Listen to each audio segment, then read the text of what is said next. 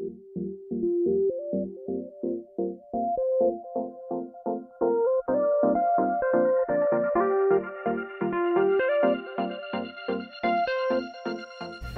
to another Small Cap Power discussion. I'm your host, Jim Gordon. We're filming on location here at the Fairmont Pacific Rim Hotel in downtown Vancouver, third floor, one of their corporate rooms. Welcoming now the Director and CEO, Robert Klenk of Jazz Resources, and colleague Stewart Jackson, a geologist. Guys, welcome.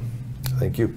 Let's jump in with this rejuvenated company. I'll start with you, Robert. You've got some very encouraging gold result news. We'll get to that, but first, some background for our viewers on the company. Well, the company's been around a long time, well before I got started. I think it went public in 1947, but they had mostly properties here in BC.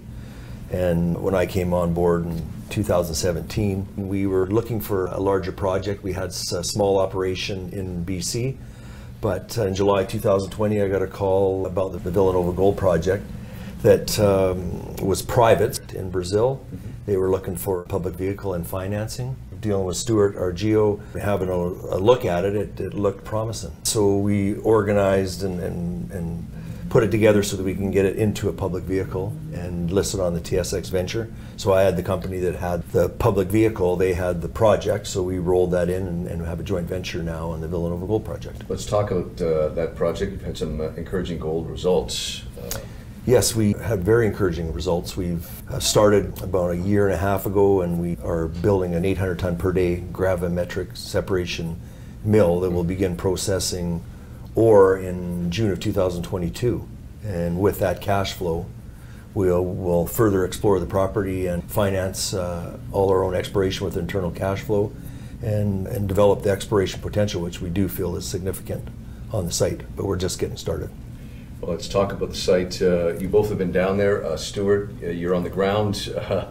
Let's talk a bit about the nuts and bolts of the project, so to speak.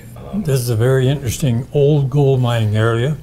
So we go in there and it's been mined for 100 years. There's lots of residual material left on surface. So that's why we know we can start the mill up to start to test this material. So first of all, we went and looked at it, measured it, and we're now ready to sample it on surface. There's a great deal of material that was previously mined. Only half of the gold was extracted by hand, and no chemicals were involved at that time, no great big machinery. So half of the gold is still there. And there's already a substantial resource.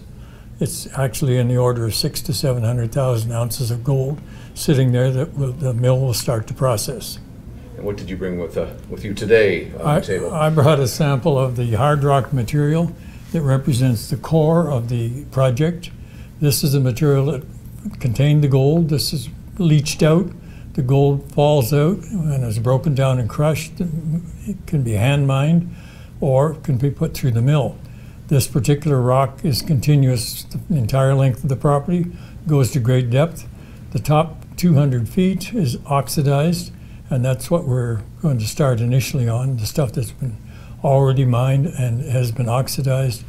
We have to crush some of it up, but most of it's already crushed up. We just scoop it up and put it through the plant. The unit is called a silicious iron formation, characteristic around the world.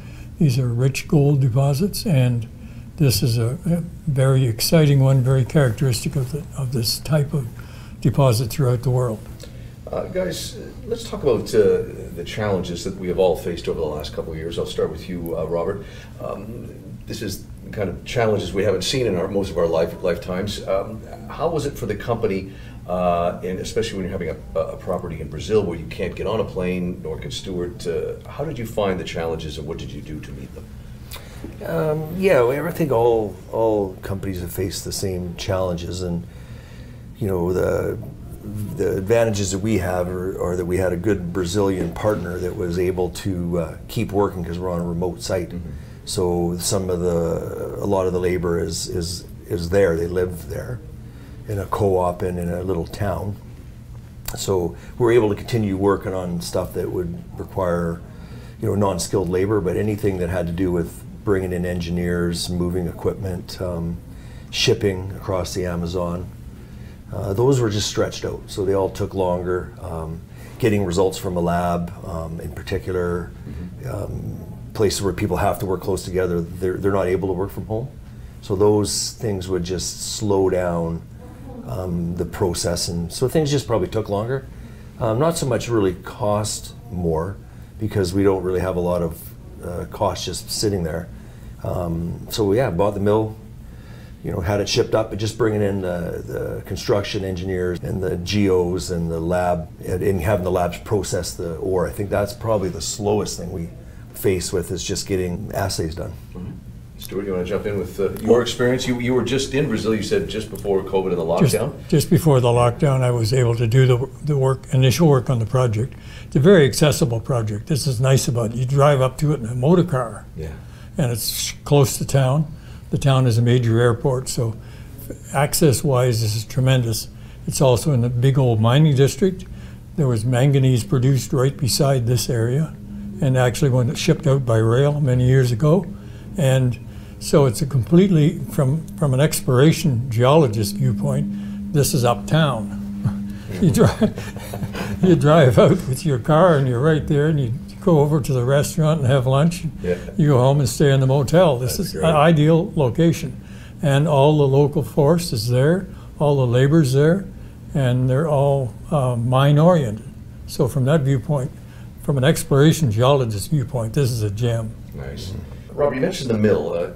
Tell me more about that. What are the expectations, and what are you hoping for over the next couple of years?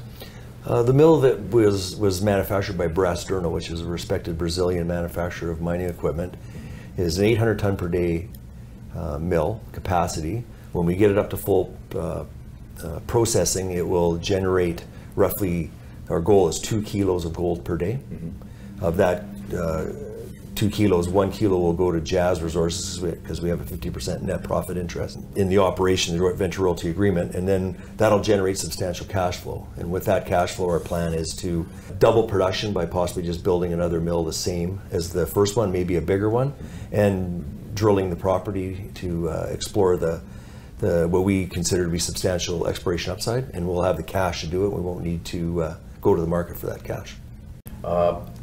Let's talk about, we'll wrap things up with plans for the rest of the year. You touched on it, Robert. Let's talk about the rest of 2022 and 2023. Right, well, currently we just fully assembled the mill.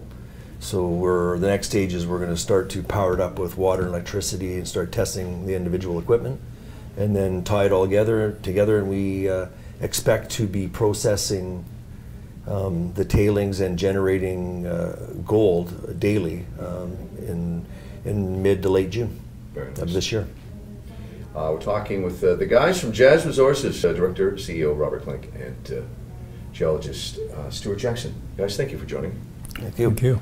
Don't forget to check them out. It's jazzresources.ca. Don't forget to check us out at smallcappower.com. You can also see past videos on YouTube from Small Cap Power discussions here on location at the Fairmont Pacific Rim Hotel. I'm Jim Gordon. Thank you for watching.